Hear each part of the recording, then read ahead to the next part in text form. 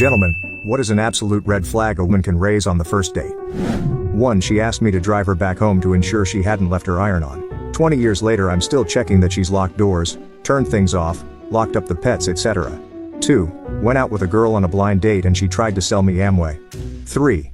This takes me back to the early 20s version of me and a fine lass named Rebecca. We met at a New Year's party, she tall and artsy with some feather arrangement in her hair I complimented.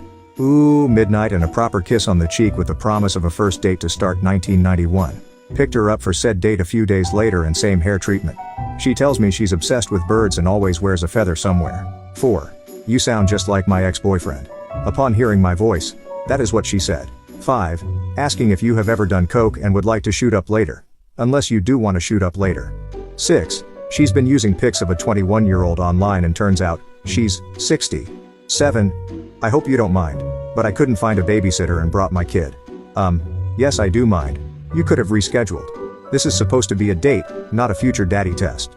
Here's some money for you and the kid to have a nice dinner. 8. When she gets too personal and wants to know, the street you grew up on, your first dog's name, what your first car was, where you went to school, mother's maiden name. 9. Constantly bad-mouthing people.